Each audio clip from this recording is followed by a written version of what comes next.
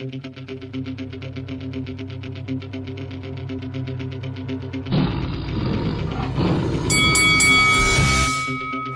this is Carl the Cobra Frutch, and you're watching Lights Out.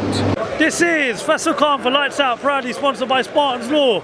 Look who's turned up to the party. My main man, Mr. Johnny Nelson. Jonathan, you mother cutter. I love your TikToks. How you doing?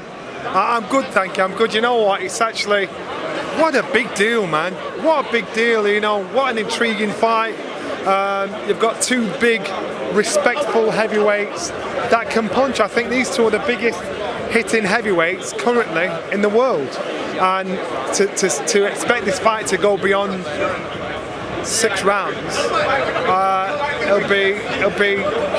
it's far-fetched. There's history between these two.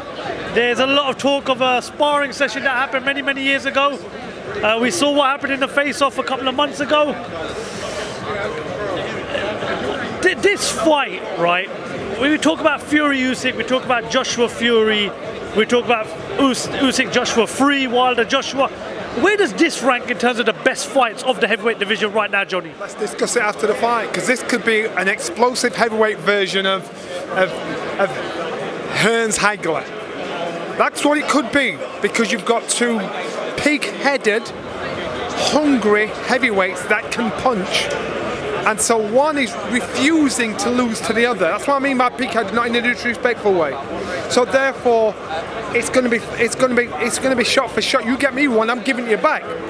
And that's what you've got. You've got a guy in Daniel Dubois that is not intimidated or impressed by Anthony Joshua. He's got growth and self-belief because of the success he's having of late. And once Daniel's that kind of guy that gets in his head, I can do this, then it's like trying to shift the elephant. With Anthony Joshua, he's the guy, he's 35 years old next. He's at the point in his career that he's gone through every single experience.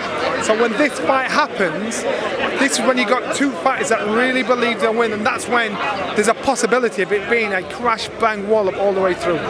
Joshua's been in the spotlight since the day he won the Olympics. He stepped up to the occasion. He's not lived up to the occasion. Daniel Dubois, people say, Joe Joyce, Alexander Usyk, the 2 times the spotlight was really on him, took the easy way out. This is what people say, not me saying it, because I rate Daniel Dubois. Do you think Daniel Dubois has now got the experience to go a step further when the spotlight's on him? So I think I heard you right. That's not me saying it, by the way, John. I think I heard you right. What whoever these people are saying. So saying Anthony Joshua hasn't stepped up to expectations. He's a former 2-time heavyweight world champion.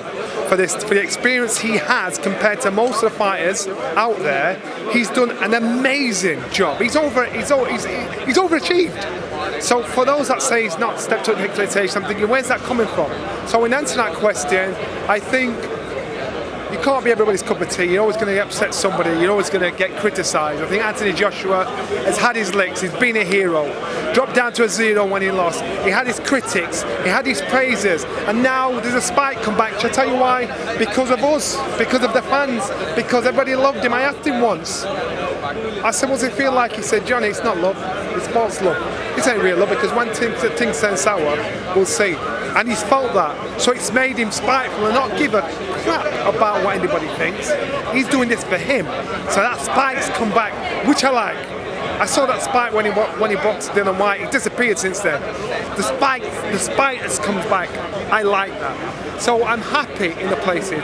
For Daniel Dubois is going through the experience Anthony Joshua has had to go through to be the fighter he is today. So Daniel Dubois now is going through the ups and downs. Now he's thinking, you know, I've had a good run. I've been criticised. I've been called a quitter. I've been called all the things in the world. Now, is this my chance? Maybe, just maybe. It might be, his chance is there, but maybe it's just not Saturday night. We don't know. One punch could change anything. We could have seen the changing of the guard. There's many times when I've seen a fighter come through and he's won, and then he's gone on to have an amazing career and be the new star.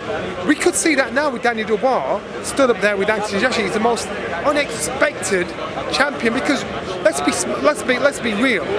When Daniel Dubois is trying to be smart with his mouth up there, he ain't smart with his mouth. He's not quick enough to be smart with his mouth. So it's a bit awkward. And Anthony Joshua kind of let him off the hook. Because if it was me, I'd have run him. verbally.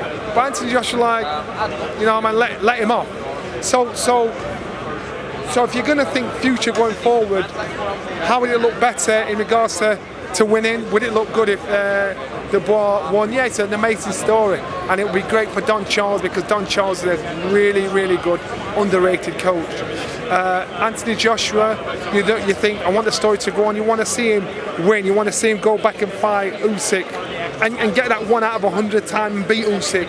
You want to see him go on and fight Tyson Fury. You want to see that.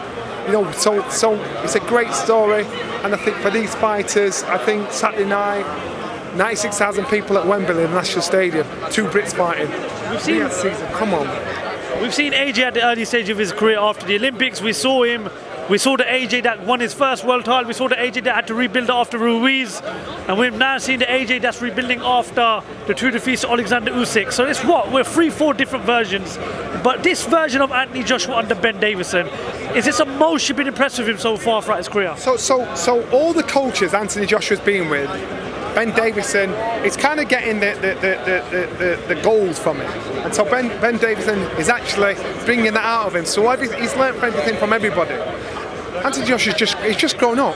You've got to grow up in public. The problem with boxing is, it's not like having a job where you got one boss that tells you off one day when you do bad. Boxing, everybody thinks they've got a right to tell you were rubbish, you were this, you were that, you were this, you were that, you were this. That's boxing. The hardest thing is being strong enough to be mentally focused, to put it into a compartment and think, I don't give a shit what you say. I'll be nice, I'll smile, get on with my job. But I've got to do my job.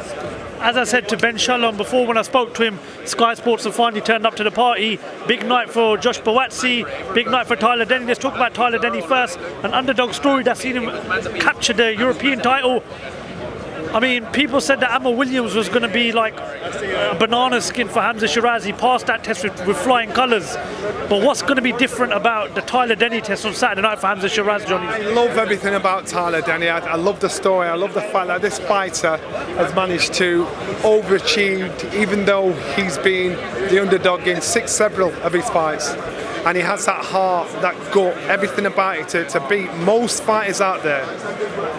But in Sheeraz, I think Sheeraz, this is just a step in regards to into an unbelievable career this man will have. The weight he's at and the height he's at, he's like a Kelly Pavlik, man. He's taller than most of the light heavyweights.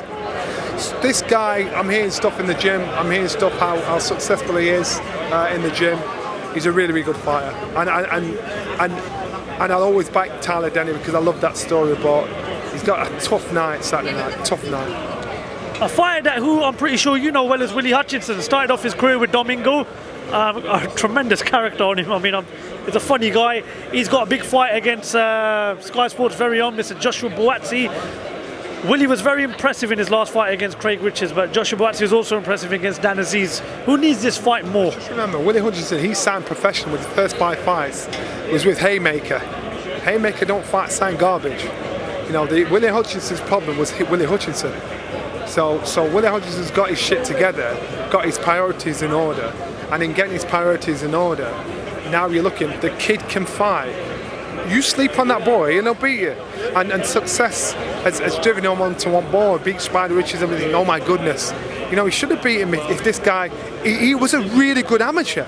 I've seen him in the gym, so how he is, he's the only one that I've seen evoke such emotion out of his opponent, Buatsi. And Buatsi should win this fight, but he's got to show his potential, his true potential. He can't box within himself. He boxes within himself, he gets pickpocketed because Willy's no fool. One final one before I let you go. Do you know what? Well, look, Johnny, I'll leave you to it. Thank you very much for your time, and thank you for talking to Lights Up. No, you're getting harassed. I know him personally, so I'll hurry up for Raza. But thank you for your time. Raza's harassing him, dragging the camera off him. These boys are like cats, man. I'll hurry up for Raza. We'll speak on Saturday. Fingers crossed. Bless, man. Bless.